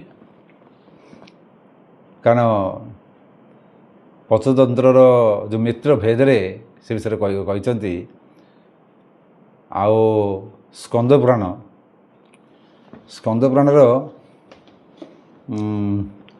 ସ୍କନ୍ଦପୁରାଣରେ ସେଇଟା ସେ ବିଷୟରେ ବି ଲେଖା ଅଛି। ମୁଁ କହିବି, ଯେଉଁମାନେ ମରିଗଲା ପରେ କାନ୍ଦନ୍ତି, ଯେଉଁ ପ୍ରେତ ହେଇଯାଆନ୍ତି, ମାନେ ମଲା ପରେ ଯେଉଁ ପ୍ରେତ ହେଇଯାଏ, ଶରୀର ଚାଲିଯାଏ, ସେମାନେ ସେଇ ଲୁହକୁ ପାନ କରନ୍ତି, ମାନେ ଭକ୍ଷଣ କରନ୍ତି ପ୍ରେତମାନେ। ଆଉ ମୁକ୍ତି ପାଇପାରନ୍ତିନି, ରହିଯାଆନ୍ତି, ବାନ୍ଧି ହେଇଯାଆନ୍ତି। ତେଣୁ ସେହି ସମୟରେ ନ କାନ୍ଦିକିରି ଗରୁଡ଼ ପୁରାଣ କହୁଛି, ସେ ସମୟରେ ଆମର ମୂର୍ତ୍ତାହ କାର୍ଯ୍ୟ ଯାହା ସବୁ ଅଛି ତାକୁ ତୁଲିବା ଉଚିତ। ଆମେ କାନ୍ଦୁଛେ, କାନ୍ଦିଲା ବେଳେ ଯେଉଁ ଶିଙ୍ଗାଣି ବାହାରି ପଡ଼ୁଛି, କଫ ବାହାରି ପଡ଼ୁଛି, ସେ କଫ ଶିଙ୍ଗାଣି ମଧ୍ୟ ସେମାନେ ଭକ୍ଷଣ କରନ୍ତି। ଏକଥା ମଧ୍ୟ ବି ପଞ୍ଚତନ୍ତ୍ରର ମିତ୍ରଭେଦରେ 365ଟା ଗପରେ ତା ଦେହରେ ଗୋଟେ ଗପ ଅଛି, ଲେଖା ସୂତ୍ର ବି ଦେଇଛି। ତେଣୁ ଆମେ ସେ ମଲା ଲୋକ ପାଇଁ ଯିଏ କାନ୍ଦେ ତାକୁ ମୂଢ଼ କୁହାଯାଏ। ଶାସ୍ତ୍ରଜ୍ଞ କ'ଣ କାନ୍ଦିବେ? ଶାସ୍ତ୍ରଜ୍ଞ ତ ମାନେ ପଣ୍ଡିତ, ମାନେ ସେ ପଣ୍ଡିତ ଭଳିଆ ଦେଖାନ୍ତି କିନ୍ତୁ ପଣ୍ଡିତ ହୋଇନଥାନ୍ତି। ତାହେଲେ ଏଠି ଅର୍ଜୁନ ଯେଉଁ କଥା କହୁଛି, ଅର୍ଜୁନ ପଣ୍ଡିତ ନୁହଁ ଯଦି ଶୋକ କରୁଛି। ଯଦି ଶୋକ ନ କରୁଛି ତାହେଲେ ପଣ୍ଡିତ। କଥା କହୁଛି ପଣ୍ଡିତ ଭଳିଆ, ପ୍ରଜ୍ଞାବାଦ ଭଳିଆ ଶୋକ କରୁଛି। ଦୁଃଖ କରୁଛି। ତେଣୁ ସେ ବାସ୍ତବ ପଣ୍ଡିତ ନୁହେଁ। ଆଚ୍ଛା ଶାସ୍ତ୍ରରେ ଯେଉଁମାନେ କ'ଣ କରିବେ ନା ଯେଉଁମାନେ ବଞ୍ଚିଥିବେ ତାଙ୍କ ପାଇଁ କାନ୍ଦିବେ। ସିଏ କ'ଣ କରିବେ କହିଲେ ମନେ ଗୋଟେ ଲୋକର 5ଟା ପୁଅ ଅଛି, ଆରେ ସିଏ ତ ମଲା ଗଲା, ଏଇ ଯେଉଁ ପିଲା କୁଳଙ୍ଗାର ପିଲା 5ଟା ଅଛନ୍ତି ଇଏ ପରା ମୋ ମୁଣ୍ଡରେ ବୋଝ, ଇଏ କିଏ କାହାକୁ କମ୍ ଅଛନ୍ତି କି, ସବୁ ଗୁଡ଼ା ନିକମା, ଇଏ ଗୋଟେ ଦୁଷ୍ଟ, ଇଏ ନାଁ ଗାଁ ପକାଇ ଆସୁଛି, ଇଏ ତ ମୋ ଘରେ ବସିକିରି ମୋର ଖାଲି ଆଣେ ବାବା ଖାଇବି, ଏ ସବୁ ତ ଏମାନଙ୍କ ପାଇଁ ଦୁଃଖ କରି କାନ୍ଦିବେ। ମାନେ ଶାସ୍ତ୍ରରେ କାନ୍ଦିବେ ବଞ୍ଚିଲା ଲୋକ ପାଇଁ, ମୂଳ କାନ୍ଦିବେ ମଲା ଲୋକ ପାଇଁ, ପଣ୍ଡିତମାନେ କାହା ପାଇଁ କାନ୍ଦିବେ ନାହିଁ। ତେଣୁ 3 ପ୍ରକାର ଲୋକ କଥା ମୁଁ ଏଠି କହିଲି। ମଣିଷ ଏସବୁ ଜିନିଷରେ ବହୁତ ବେଳେ ଭ୍ରମରେ ବି ପଡ଼ିଯାଏ। ସେଥିପାଇଁ ଆମର କଥାରେ ଅଛି, ଯାହାର ପୁଅକୁ ସାପ କାମୁଡ଼େ ତା ମା ପାଳ ଦୌଡ଼ି ଦେଖିଲେ ଡରେ। ସେ ଭାବିବ ଯେ ପାଳ ଦୌଡ଼ିଟା ବୋଧେ ସାପ ହୋଇଥିବ, ନାଇଁ? ଆପଣ ଦେଖିବେ ଏଇନେ ମୁଁ ଯଦି କହିବି ଆପଣ ଏଇନେ କେତେ ମାନେ ସୂର୍ଯ୍ୟ ତିଆରି କରିଦେବେ, ଦେଖିଲା ଆକାଶକୁ ଧରିଲା ବେଳକୁ ଗୋଟେ ସୂର୍ଯ୍ୟ, ତଳକୁ ଧରିଲା ବେଳକୁ ଦେଖିଲା କେତେ ସୂର୍ଯ୍ୟ ଥିବେ। ଆସିବା ସେଠିକି। ତାର ପରବର୍ତ୍ତୀ ଶ୍ଲୋକ କ'ଣ କହୁଛି, ନ ତ୍ୱବାହଂ ଜାତୁ ନାଶଂ, ନ ତ୍ୱବାହଂ ତୁ ଏବ ଅହମ୍, ଏବଂ ମାନେ ଏଇପରି ନ ତ୍ୱବାହଂ ଜାତୁ ନାଶଂ, ଜାତୁ ମାନେ କୌଣସି କାଳରେ, କାଳବାଚକ। କାଳବାଚକ ଶବ୍ଦଟା ଆମେ ବ୍ୟବହାର କରୁଛେ, କାଳ ମାନେ ସମୟ, କାଳ ମାନେ ମୃତ୍ୟୁ। କାଳ ଶବ୍ଦଟା ସାଧାରଣ ଅର୍ଥ ହେଲା ସମୟ। କାଳ ଶବ୍ଦ ଆମେ କହୁନେ, ଆରେ କାଳେ ମୋତେ ଲୋକ କହିବେ, କାଳେ ମାନେ କାଳେ ଲୋକ କହିବେ, ମାନେ ଅତୀତ ଭବିଷ୍ୟତ କାଳେ ସେ କହିଦେଲାଣି। କାଳେ ଲୋକ ମାନେ ଯଦି ବାଇଚାନ୍ସ କୁହନ୍ତି, ସେଠି କାଳ ଶବ୍ଦ ଅର୍ଥ ହେଲା ଅଲଗା ବୁଝଉଛି, କିନ୍ତୁ ସମୟ ସାଙ୍ଗେ ସମ୍ପର୍କ ରଖୁଛି। ମୁଁ ଘରକୁ ଗଲେ କାଳେ ବାଡ଼େଇବେ, ଘରକୁ ଗଲେ କାଳେ ବାଡ଼େଇବେ, ମାନେ ତାମାନେ ଭବିଷ୍ୟତ। ତେଣୁ ଏଠି ଜାତୁ, ଜାତୁ ମାନେ ଏଇଟା ହେଲା କାଳ, କୌଣସି କାଳରେ କୌଣସି ସମୟରେ। ନାଶଂ, ନାଶ ମାନେ ନ, ଏଠି ନାଶଂ, ନାଶଂ ନ ଆସଂ ନଥିଲା। ତ୍ୱଂ ନେମେ ଜନାଧିପାହା, ନେମେ ନ ଇମେ ମାନେ ଏଇପରି। ତ୍ୱଂ ନେମେ ଜନାଧିପାହା, ଜନାଧିପ ମାନେ ଜନମାନଙ୍କର ଅଧିପତି କିଏ, ସେ ରଜା। ନା ତୁ ଥିଲୁ, ନା ମୁଁ ଥିଲି, ନା ରଜାମାନେ ଥିଲେ। ନ ଚୈବ ଭବିଷ୍ୟାମଃ, ନା ଭବିଷ୍ୟତରେ ରହିବେ। ସର୍ବେ ବୟ ଏବ ଅହମ୍ ଆବାମ୍ ବୟମ୍, ବୟମ୍ ଅତଃ, ଏଠି ଅହମ୍ ଆବାମ୍ ବୟମ୍ ଆମେ ମାନେ, ନା ଆମେ ମାନେ ବୟମ୍ ଅତଃ ପରମ୍, ଏହାପରେ ମଧ୍ୟ ଆମେ ଏବେ ରହିବା, ଏମିତି କିଛି ନାହିଁ। ମାନେ ସେ କହିବା କଥା ହେଲା, ନା ଅତୀତରେ ନା ତୁ ଥିଲୁ, ନା ମୁଁ ଥିଲି, ନା ରାଜାମାନେ ଥିଲେ। ଭବିଷ୍ୟତରେ ନା ତୁ ଥିବୁ, ନା ମୁଁ ଥିବି, ରାଜାମାନେ ଥିବେ। ତାହେଲେ ତା ଅର୍ଥ ହେଲା ସବୁ ତ ସମସ୍ତେ ଅଛନ୍ତି, ସମସ୍ତେ ରହିବେନି, ଯିଏ ଅଛି ସେ ରହିବନି। ଏ ଜିନିଷଟି ଆପଣ ଟିକେ ଭଲରେ ବୁଝିବାକୁ ଚେଷ୍ଟା କରିବେ। ତେଣୁ ଅତୀତରେ ଏହା ସବୁ ଥିଲେ, ବର୍ତ୍ତମାନ ଅଛି, ଭବିଷ୍ୟତ ରହିବ। ଦେଖିବା ଅତୀତ ସେମିତି କେହି ନଥିଲେ। ଯେଉଁଟା ଜାତ ହୋଇଛି ସେଇଟା ନଷ୍ଟ ହେବ, ନାଇଁ? ଦେହିନୋସ୍ମି ଯଥା ଦେହେ କୌମାରଂ ଯୌବନଂ ଜରା ତଥା ଦେହା, ଏଇଟା ତୃତୀୟ ଶ୍ଲୋକ, 13 ଶ୍ଲୋକଟା। ଏଇଟା ଆର ଅଧ୍ୟାୟକୁ ନେବା, ଆଗ ଏଇଟା ଭଲରେ ବୁଝି ନେବା। ତାହେଲେ ଆମର ଗୋଟେ ଲୋକର ମନେକର ପିତ୍ତ ହୋଇଯାଇଛି, ତାକୁ ଗୁଡ଼ ଖାଇବାକୁ ଦେବା, ତାକୁ କ'ଣ ଲାଗିବ? ପିତା ପିତା। ଗୋଟେ ଲୋକର ଅମ୍ଳ ହୋଇଯାଇଛି, ତା ଜୀବଟା ସେ ଯେତେ ଚିରିଲେ ମଧ୍ୟ କଳା ଦେଖାଯିବ। ସେ କମ୍ ଜୀବଟା କଳା ପଡ଼ିଯାଇଛି, ଏ କିଛି ନାହିଁ, ଯୋଡ଼ିଏ ମାତ୍ର ହୋମିଓପାଥି ଡ୍ରପରେ ଛାଡ଼ିଯିବ ଗୋଟେ ଦିନରେ। କିନ୍ତୁ ଅମ୍ଳପିତ ହୋଇଯାଇଥିବ, ତାକୁ ଯାହା ଖାଇବାକୁ ଦେବ ତାକୁ ଲାଗିବ ମାନେ କଷା କଷା, ମିଠା ଦେଲେ କଷା, ପିତା ଦେଲେ କଷା, ତା ଅମ୍ଳପିତ ହୋଇଯାଇଛି। ତେଣୁ ବାସ୍ତବ ରୂପ ଗୁଡ଼ର କ'ଣ ମିଠା, କିନ୍ତୁ ତାକୁ ଲାଗୁଛି ପିତା, ତାକୁ ଲାଗୁଛି କଷା, ମାନେ ତା ଦେହରେ ଦୋଷ ସୃଷ୍ଟି ହେଇଛି। ମୋର କହିବାର ତାତ୍ପର୍ଯ୍ୟ ହେଲା ଏଇଆ, ଆମେ ଯଦି ପ୍ରକୃତ ସତ୍ୟକୁ ଜାଣି ନପାରୁଛେ ତାହେଲେ ଆମ ଭିତରେ ଦୋଷ ସୃଷ୍ଟି ହେଇଛି।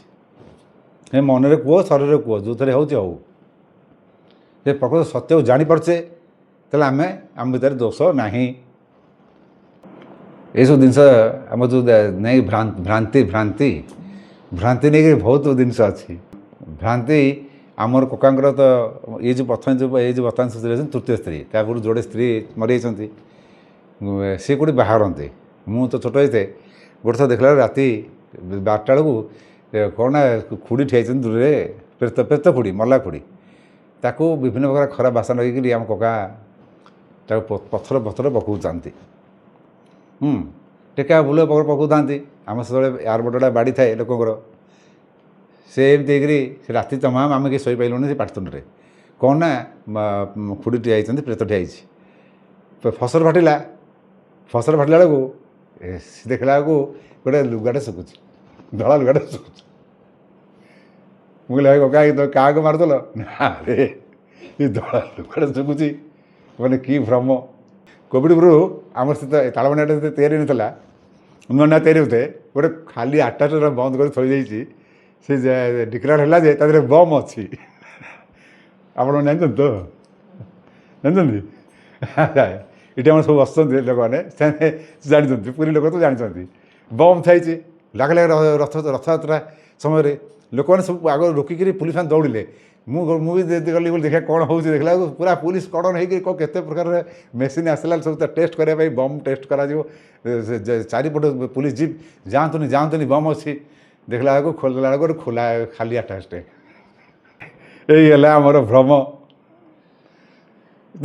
ଏମିତିଆ ଦେଖିବାକୁ ଗଲେ ଆପଣ ଦେଖିଥିବେ ଧାନ ବିଲ ଚାଷୀ ଧାନ କରିଥିବେ, ତାକୁ କ'ଣ କହନ୍ତି, ଗୋଟେ ବାଉଁଶ ପୋତିଥିବେ, ତାର ଗୋଟେ ଗୋଡ଼ ହାତ ଏମିତି କାଟି ଦେଇଥିବେ, ତା ଗୋଟେ ଖଣ୍ଡିଆ ସାର୍ଟଟେ ପିନ୍ଧି ଦେଇଥିବେ, ତାର ମୁଣ୍ଡରେ ପଗଡ଼ି ବାନ୍ଧି ଗୋଟେ କୁଡ଼ିଆ ଥୋଇଥିବେ, ତା ଦେହରେ ଆଖି ନାକ କରିଦେଇଥିବେ, ତା ଦେହରେ ବାଳ ଭଳିଆ କରିଦେଇଥିବେ, ନହେଲେ ଗୋଟେ ପଗଡ଼ି ବାନ୍ଧିଥିବେ। ତାକୁ କ'ଣ କହନ୍ତି ଗୋଟେ କି ପାଳଭୂତ। ହଁ, ପାଳଭୂତ। ସେ ଯାହାକୁ ପଶୁପକ୍ଷୀ ଦେଖିଲେ ଭାବନ୍ତି ବୋଧେ ମଣିଷ ଠିଆ ହେଇଛି। ତେଣୁ ପଶୁପକ୍ଷୀ ଭିତରେ ଭ୍ରମ ମଧ୍ୟ ସୃଷ୍ଟି ହୁଏ। ତେଣୁ ଭ୍ରମ ସୃଷ୍ଟି ହେବା ପାଇଁ ହେଲେ ଏଇ ଯେଉଁ ଭ୍ରମ ସୃଷ୍ଟିଟା ହେଉଛି ପଶୁ ବୁଦ୍ଧି। ଶରୀର, ଆମର ଏ ଶରୀର ଆଉ ଶରୀରୀ, ମାନେ ଶରୀର ଯଦି ବଞ୍ଚିଥାଏ ତା ଭିତରେ ଶରୀରୀ ଅଛି। ଶରୀର ଆଉ ଶରୀର ମଧ୍ୟରେ ଶରୀର ହେଲା ବିନାଶୀ, ଶରୀର ହେଉଛି ଅବିନାଶୀ। ତେଣୁ ଯିଏ ଅବିନାଶୀ ତା ପାଇଁ ଶୋକ କରିବା ଦରକାର ନାହିଁ, କାରଣ ସେ ଅବିନାଶୀ।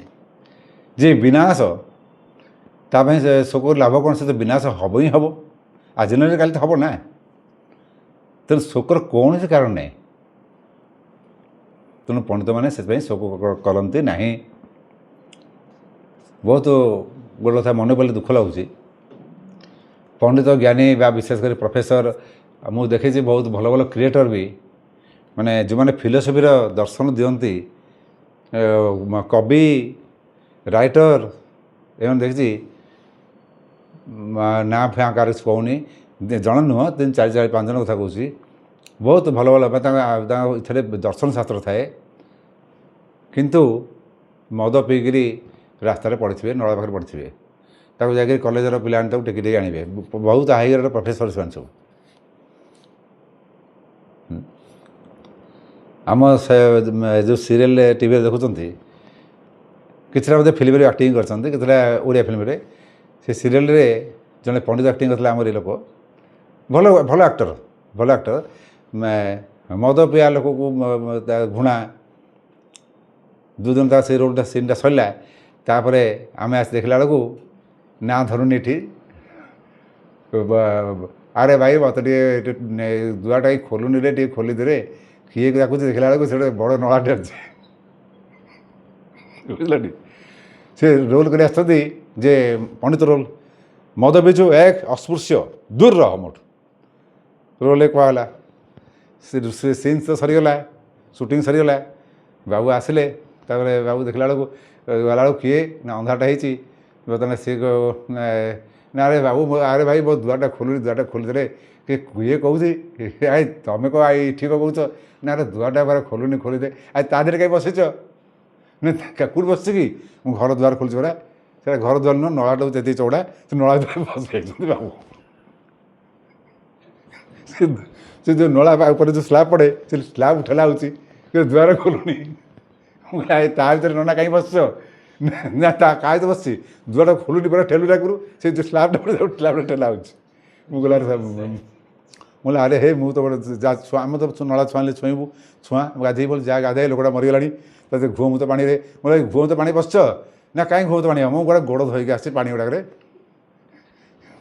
କହି ତାକୁ ତ ଟେକିକି ଆଣିଲି ବାଧ୍ୟ ହେଇକିରି। ନା ଆରେ କ'ଣ ଦ୍ୱାର ମୁଁ ତ ଆସ ଉପରକୁ ଆସିଲା ବେଳକୁ ଶୋଇ ପଡ଼ିଲେ। କଥା କ'ଣ ନା ପୁରା ମଦ ବୁଲା ହେଇଯାଇଛି। ଇଆଡ଼େ ହେଲା ପଣ୍ଡିତ ରୋଲ୍। ଏଇ ହେଲା ଆମର ଦୁର୍ଭାଗ୍ୟର ବିଷୟ। ସେ ତ ଆକ୍ଟର ବାଲା, ସେ କଥା ଅଲଗା କଥା। କିନ୍ତୁ ଏଇ ଯେଉଁ ପଣ୍ଡିତ ମାନେ ମୁଁ ଯେଉଁ କହୁଛି ବିଦ୍ୱାନ, ଯେଉଁମାନେ ସବୁ ଦାର୍ଶନିକ, ନିଜ ଉପରେ କଣ୍ଟ୍ରୋଲ୍ ନାହିଁ, ତାଙ୍କ ଦର୍ଶନ ନେଇକରି ଆମର ୟୁନିଭର୍ସିଟି ଚଳୁଛି, ତାଙ୍କ ଦର୍ଶନ ନେଇକରି ପିଲାମାନେ ଲେଖିକି ମାର୍କ ପାଉଛନ୍ତି। ସେ ଲୋକଟି କ'ଣ ନା ନିଜ ଉପରେ କଣ୍ଟ୍ରୋଲ୍ ନଥିବା ଗୋଟେ ବ୍ୟକ୍ତି, ମଦ୍ୟପ। ଆଉ ତାଙ୍କ ଦର୍ଶନ ମୂଲ୍ୟ କ'ଣ ରହିଲା? ଏଇ ହେଲା ଆମର ଦୁର୍ଭାଗ୍ୟ। ଆମର ବିଦ୍ୟା, ଶିକ୍ଷା ସବୁ ଧୀରେ ଧୀରେ ଲୋପ ପାଇଯାଇଛି। ବର୍ତ୍ତମାନ ମୋର ବିଶ୍ୱାସ ତୁମମାନଙ୍କ ସବୁ ଆଗ୍ରହ ଦେଖିକରି ଆମର ପୁନର୍ବାର ସେ ପୂର୍ବର ସେ ଭାରତ ଆସିବ। ଯେଉଁ ଅତୀତରେ ଯେଉଁ ଭାରତ ସର୍ବ ବିଶ୍ୱଗୁରୁ ଥିଲା, ବର୍ତ୍ତମାନ ବି ଭବିଷ୍ୟତରେ ମଧ୍ୟ ବି ସେ ବିଶ୍ୱଗୁରୁ ହେବ। କିନ୍ତୁ ଏଇ ଯେଉଁ ଅନାବଶ୍ୟକ ଲୋକମାନଙ୍କର ଧ୍ୱଂସ ହେବା ସୁନିଶ୍ଚିତ। କାରଣ ବାଳୁଙ୍ଗା ବହୁତ ହେଇଗଲାଣି, ଧାନ ଗଛ କମ୍। ବାଳୁଙ୍ଗା ନ କାଢ଼ିଲା ପର୍ଯ୍ୟନ୍ତ ଧାନ ବର୍ଷରେ ଧାନ ହେବନି। କାଢ଼ିବା ଲୋକ ଦାୟିତ୍ୱ ହେଲା ମହାପ୍ରଭୁଙ୍କର ବା ଭଗବାନଙ୍କର। ମଣିଷର ଅନୁକୂଳ ହେଉ ବା ପ୍ରତିକୂଳ ହେଉ ପରିସ୍ଥିତି ଆସିବ। ଆଗରୁ ନଥିଲା।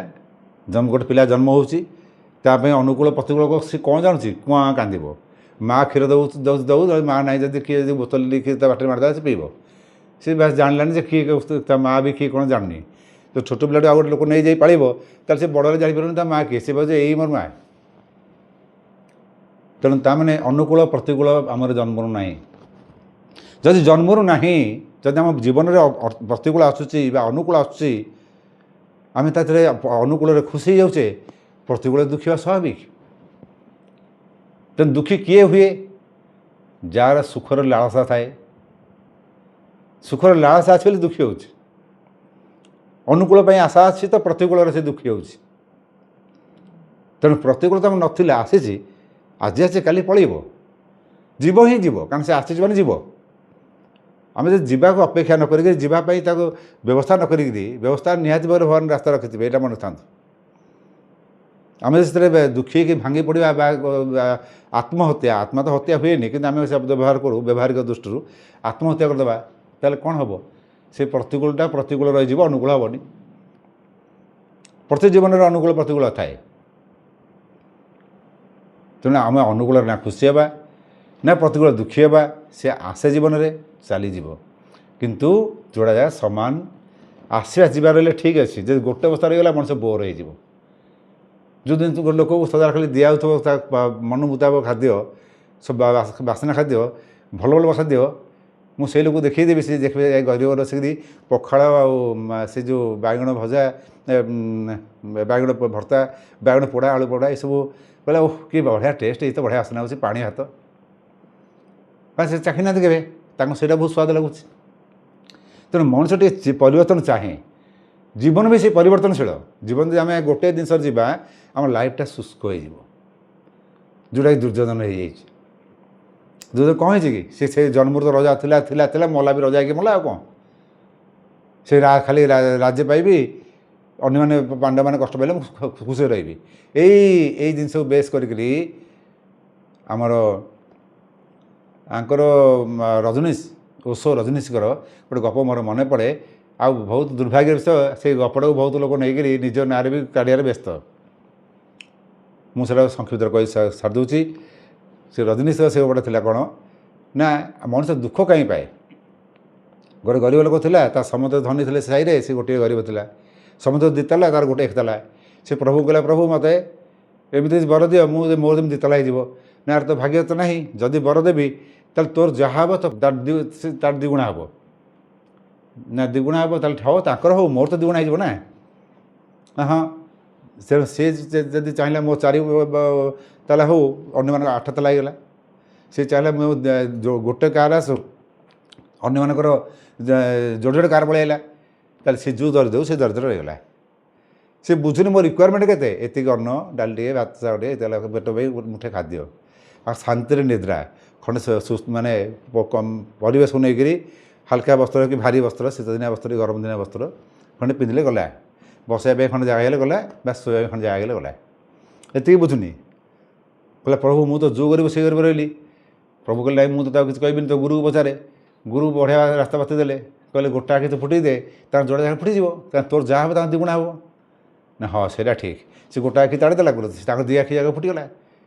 ଇଏ ଭାରି ଖୁସି ହେଲା, ଯାହା ହଉ ଥିଲେ କ'ଣ ହେବ, ସେ ତ ଦେଖିପାରୁନି ତାଙ୍କର କ'ଣ ଅଛି, ମୁଁ ତ ଦେଖିପାରୁଛି ଗୋଟେ ଆଖିରେ ଯେ ସବୁ ଅଛି।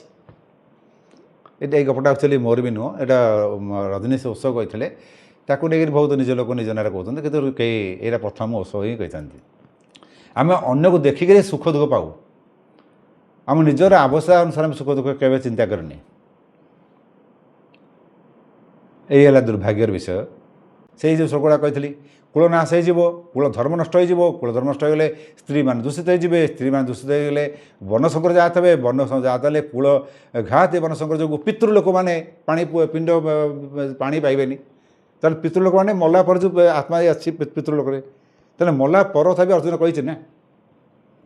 ତାମାନେ ସେ ସେଇଠି ତାକୁ ଚେତେଇଲେ, ତୁ କଥା କହିଛୁ ମଲା ପରେ, ତାମାନେ ତୋ ଶରୀର ମରିଯାଉଛି ନା, ତୋ ଆତ୍ମା ମରୁନି। ନହେଲେ ପ୍ରେତ ପାଇଁ କି ଯାଇକରି ପିତୃକର୍ମ କରିବ, ସେ ତ ମରିଗଲା ଗଲା, ଆଉ ପିତୃକର୍ମ କାହିଁ ରହିଛି। ତେଣୁ ପ୍ରେତ ଲୋକମାନେ ପିତୃ ଲୋକମାନେ ପିଣ୍ଡ ଆଉ ଜଳ ପାଇବେ ନାହିଁ। ତେଣୁ ମଲା ପରେ ମଧ୍ୟ ଆମ ଆତ୍ମା ଅଛି, ଏଇ ଶରୀର ମଧ୍ୟ ନାଶଶୀଳ, ଏଥିରେ ତୁ ନିଜେ ହିଁ କହିସାରିଛୁ, ମୁଁ ତ ମୋତେ କହିବା ଦରକାର ହିଁ ନାହିଁ। ଇଆଡ଼େ ଦେଖିଲା ବେଳେ ଦୁଃଖ କରୁଛୁ। ଶରୀର ଯେଉଁ ରହିଛି, ଶରୀର ମାନେ ଯାହା ଶରୀର ଭିତରେ ଥାଏ, ସେ ହେଲା ଅବିନାଶୀ। ଗୋଟିଏ ଅସତ୍, ଗୋଟିଏ ହେଲା ସତ୍, ଗୋଟିଏ ଜଡ଼, ଗୋଟିଏ ହେଲା ଚେତନା, ଗୋଟିଏ ହେଲା ନାଶବାନ, ଗୋଟିଏ ହେଲା ଅବିନାଶୀ, ଗୋଟିଏ ହେଲା ବିକାରୀ, ଗୋଟିଏ ହେଲା ନିର୍ବିକାର, ଗୋଟେ ହେଉଛି ପରିବର୍ତ୍ତନ, ଗୋଟେ ହେଲା ଅପରିବର୍ତ୍ତନ, ଗୋଟେ ଦେହ, ଗୋଟେ ଦେହୀ, ଗୋଟେ ଜ୍ଞେୟ, ଗୋଟେ ଜ୍ଞାତା। ଆମେ ଯଦି ଏଇ ଭିତରେ ପାର୍ଥକ୍ୟ ନ ଜାଣିପାରିବା, ଯଦି ପାର୍ଥକ୍ୟ ଜାଣିଗଲେ ଶୋକ ନାହିଁ, ପାର୍ଥକ୍ୟ ନ ଜାଣିପାରିବି ଶୋକ ନାହିଁ। ଯିଏ ଅଧା ବିଧା ହିଁ ଜାଣେ, ସେ ଆ ପାଇଁ ଶୋକ କରେ, ତା ପାଇଁ ଶୋକ କରେ। ମୁଁ କିଏ, ଏଇ ପ୍ରଶ୍ନର ଉତ୍ତର ଆସିବ ସେତେବେଳେ ତମ ଭିତରେ ଯେତେବେଳେ ଜାଣିବ ଶରୀରୀ କିଏ, ଆସ୍ତେ ଆସ୍ତେ ଆସ୍ତେ ଆସ୍ତେ ମୁଁ କିଏର ପ୍ରଶ୍ନ ତୁମେ ପାଇପାରିବ। ଏଇ ଯେଉଁ ମୁଁ କିଏ ପ୍ରଶ୍ନର ଉତ୍ତର କେଉଁ ଗୁରୁ ଶିଖେଇବେନି ତୁମକୁ। ହଁ, ଗୁରୁ ରାସ୍ତା ବତେଇ ଦେବେ, ସେ ଶିଖେଇବେନି। ତ ମୁଁ କିଏର ଯେଉଁ ମୁଁ ଆତ୍ମା, କି ମୁଁ ବ୍ରହ୍ମ, କି ମୁଁ ଯାହା ବି ହୁଏ, ସେଇଟା ତୁମ ନିଜକୁ କାଢ଼ିବାକୁ ପଡ଼ିବ। ମାନେ ତୁମେ ନିଜେ ନିଜର ସ୍ରଷ୍ଟା, ନିଜର ସ୍ରଷ୍ଟା କଲେ ତୁମକୁ ନାଶବାନ ଅବିନାଶୀ ଏ ଭିତରେ ପାର୍ଥକ୍ୟ ଜାଣିବା ଦରକାର। ଜ୍ଞେୟ ଜ୍ଞାତା ଭିତରେ ଜାଣିବା ଦରକାର। ଜଡ଼ ଆଉ ଚେତନ ଭିତରେ ପାର୍ଥକ୍ୟ ଜାଣିବା ଦରକାର। ଆମର ଯଦି ଚେତନ ଶକ୍ତି ନାହିଁ, ତାହେଲେ ଆମେ ମଧ୍ୟ ଜଡ଼। ମୁଁ ଯଦି ଦେହ ବୋଲି ଭାବି ନେବା ଏଇ ଶରୀର, ତାହେଲେ ଆମେ ଲକ୍ଷେ ପ୍ରକାର ଉପଦେଶ ଦେଲେ, ଲକ୍ଷେ ପ୍ରକାରର ସାଧନା ଶିଖେଇଲେ, ଯେତେବେଳେ ସାଧନା ଶିଖେଇବି ଅଛି ତ ବହୁତ ଜିନିଷ ଶିଖିବାର ଅଛି।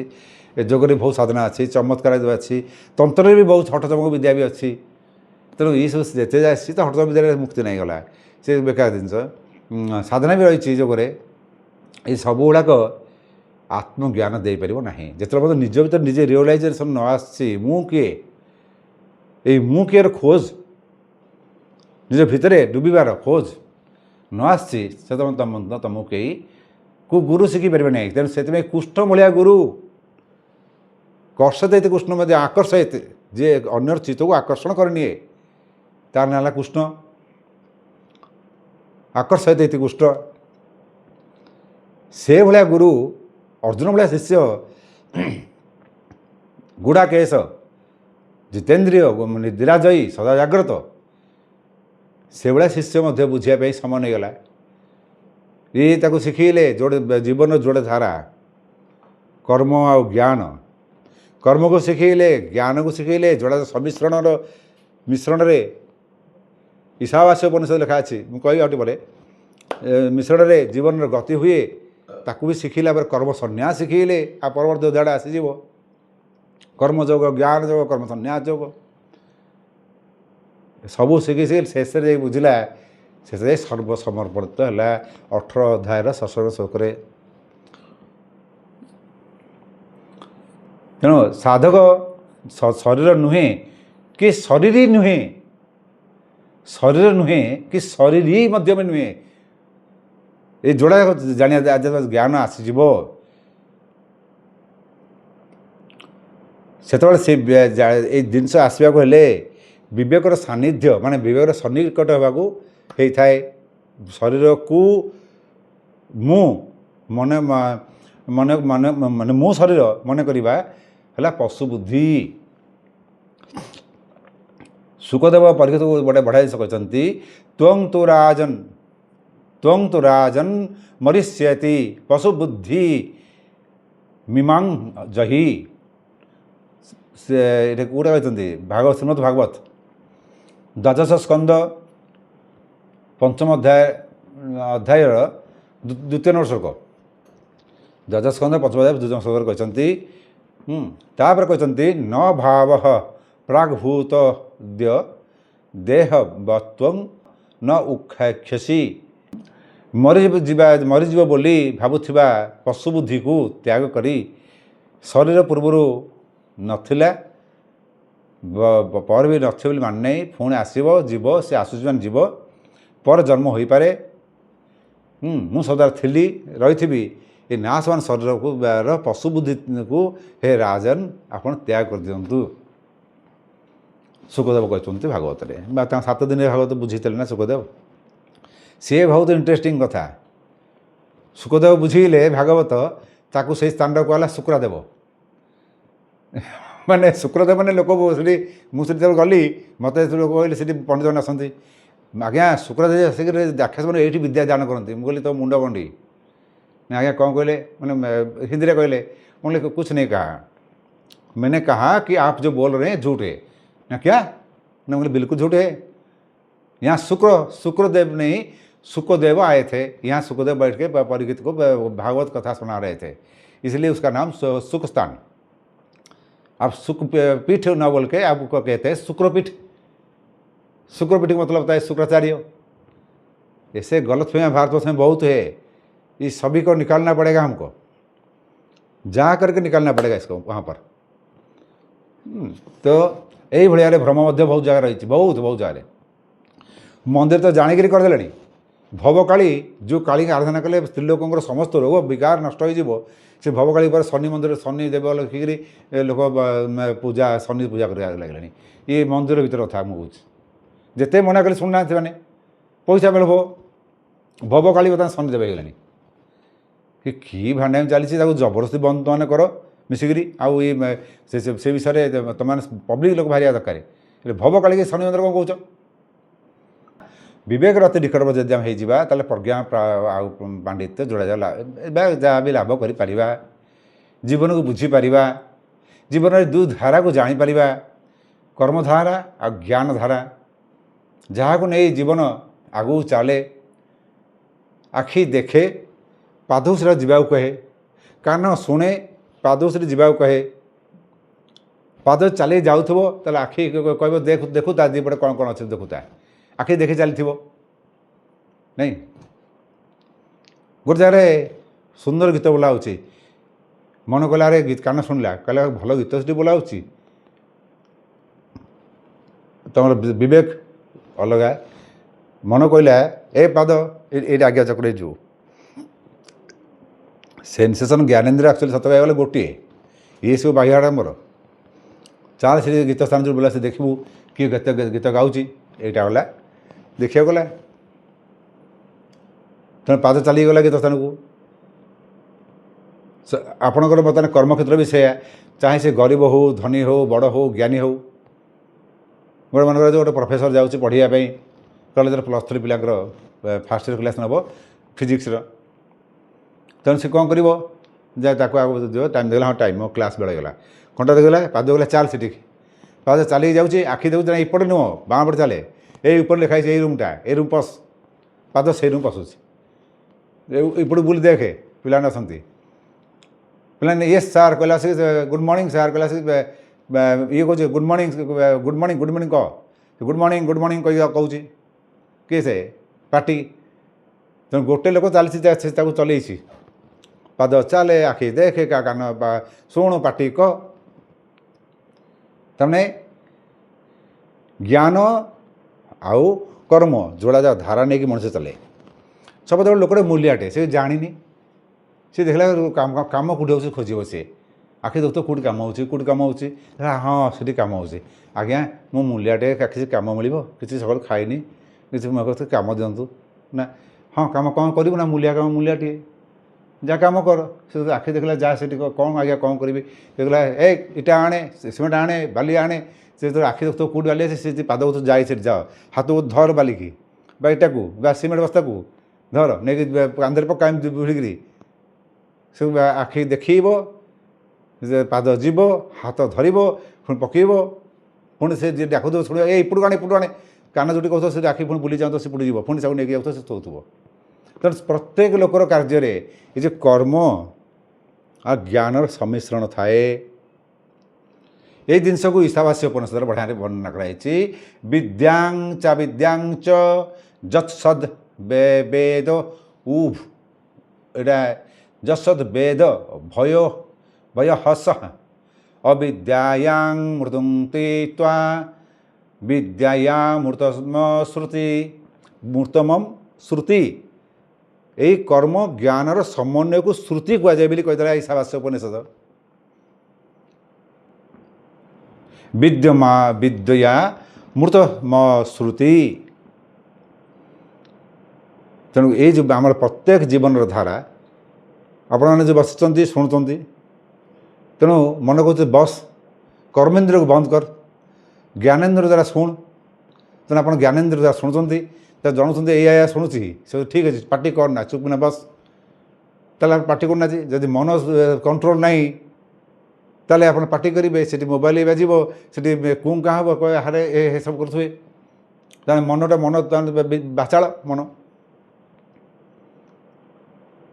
तेणु ये सब कर्म ज्ञान समन्वय सब कार्य मान जीवन धारा चले ना जीवन चली पारनी यही है श्रुति ये जो मिश्रित धाराटा को मिश्रित जी मिसिक चली पारा शांति ताकू श्रुति कहगला किए कहला ईशावास्य उपनिषद कहला मनुष्य जीवन में जोटा करे माने आम जो कार्य करचे सत कहले मनुष्य जीवन निजर भूल निजे बुझीपार निजे बुझीपार टे चेष्टा कर कौन से कार्य देखे देखले आम कहीपरानी जे कर्तार देहरे कौन कौट दोष अच्छी काम क्रोध लोभ आम तीन मान ना अच्छा काम नेले आम कौन करवा काम काम माने जो सृष्टि हुए कामना माने काम ना तो सृष्टि होनी मैंने आम गोटे कामना कले आम गोटे कामना मैंने इच्छा करवा मैंने हाँ घर तैयारी इच्छा है ये जिते पार्थिव जगत सृष्टि होती गुह्य तत्व नि जाए यहाँ मो चिंताधारा आप देखिए ये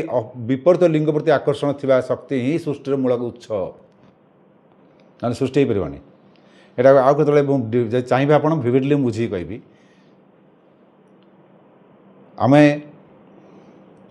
तेणु काम शक्ति रही सृष्टि रही तेणु सृष्टि बर्तमान जी काम शक्ति ना कि सृष्टि करुँचे ब्रह्मा को बुढ़ा कर दिगला ब्रह्मा विष्णु महेश्वर कहले ब्रह्मा को सान भाई भी कहीदे ब्रह्माटा बुढ़ा हो बस आ बड़ भाई जो सब बड़ हे शिव बा रुद्र बा महेश्वर सी देखा सब बेसी टोका पहलमान सी आउ मजा भी हूँ विष्णु सी भी सदा चिर युवक कितु सना भाईटा बुढ़ा हो बस कहीं सृष्टि कर सृष्टि करवा कि तार काम नहीं काम क्रोध क्रोध कार संहार कर किए से शिव कि क्रोध ना सी शांत ही बस चुपचाप ध्यानस्थ कि संहार कर अर्थटा बुझा चेष्टा करूँ संहार करवा कि क्रोध साथ जड़ित रही सृष्टि करवा काम साथ जड़ित रही पालन करवा लोभ साथ जड़ित नए विष्णु तेणु विष्णु भक्त भितर लोभ न थाए से तो स्वयं लक्ष्मी धारण कर बस लक्ष्मी पाखे अच्छा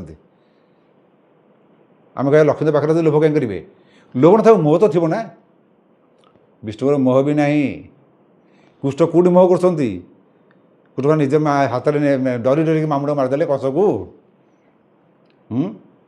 निजर माउस भाई दंतवक्त्र शिशुपाल ये दुटा माउस भाई दी भाई जाक मारिदे क्या न मार्च कौ बंधु बांधव न मार्च से ये जो गीतार अर्जुन को कहते क्या साथ युद्ध करा कहते कि भाई भाई भर युद्ध कर तांकर मोह ना विष्णुकर ସେ ଦେଖି ହେବେ ଭାରି ଯେ ହଁ ମୁଁ ଭାରି ମୋ ଭକ୍ତ ବତ୍ସଳ। ବିଷ୍ଣୁ ସେ ଭକ୍ତ ବତ୍ସଳ, ଭକ୍ତ ପାଇଁ ସେ ନିଜର ସବୁ କିଛି ଦେଇଦେବେ, ଆଗକୁ ଚିନ୍ତା କରିଦେବେ। ସେ ଚିନ୍ତା କରିବା କେଉଁମାନେ ନଥାଏ ଯାହାର ଲୋଭ ମୋହ ନଥାଏ। ତେଣୁ ଏମାନେ କାମ କ୍ରୋଧ ଲୋଭର ବଶବର୍ତ୍ତୀ ନୁହନ୍ତି। ଯେ ଏହିପରି ନୁହେଁ ଯେ ମୁଁ କୌଣସି କାଳରେ ମୁଁ ନଥିଲି କି ତୁମେ ନଥିଲ ଅଥବା ରାଜାମାନେ ନଥିଲେ, ପୁଣି ଏପରି ମଧ୍ୟ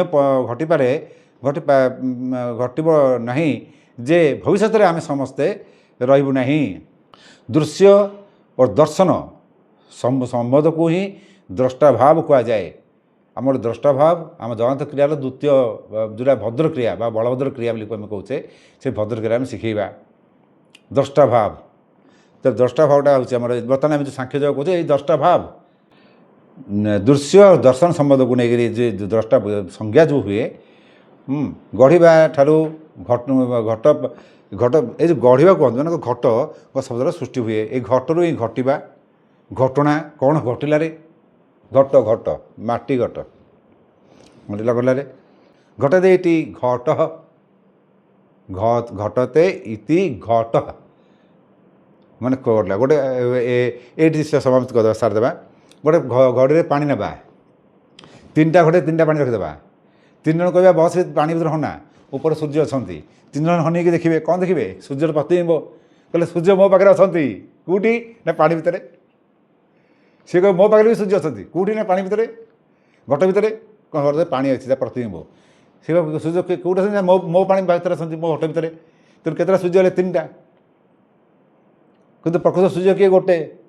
ଆରେ ମୁଣ୍ଡ ଉପରଟାକୁ ଏଇଟାକୁ ଟେକ ଉପରକୁ ଟେକିଲା ସୂର୍ଯ୍ୟ ଗୋଟେ।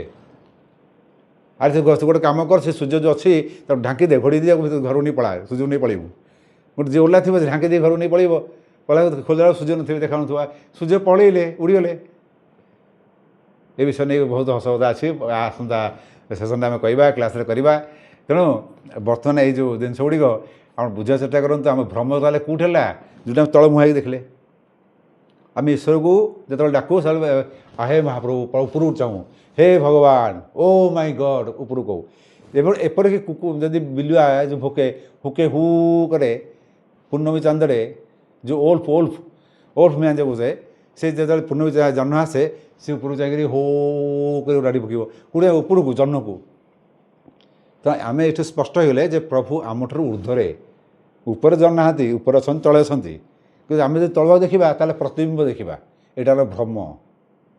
ସୂର୍ଯ୍ୟ ସେ ପାଣି ଘଟ ଭିତରେ ନାହାନ୍ତି, ଏଠି ଟିକେ ଟିକେ ସୂର୍ଯ୍ୟ ଅଛନ୍ତି ଉପରେ। ଇଏ ହେଲା ସତ୍ୟ। ଯଦି ଆମେ ମହାଶୂନ୍ୟକୁ ପଳିବା, ଯାଇକି ଦେଖିବା ଯେ ସୂର୍ଯ୍ୟ ତମେ ତ ସତ୍ୟ ନା ମୁଁ ସତ୍ୟ, ସେ ପ୍ରତିବିମ୍ବଟା ମିଥ୍ୟା। ଯଦି ପୃଥିବୀ ଛାଡ଼ିକି ପଳିବା, ସୂର୍ଯ୍ୟ ତମେ ତ ସୃଷ୍ଟି ହେଇନ ନା, କିଏ କହିଲା ମୁଁ ସୃଷ୍ଟି ରହିଛି କେମିତିଆ?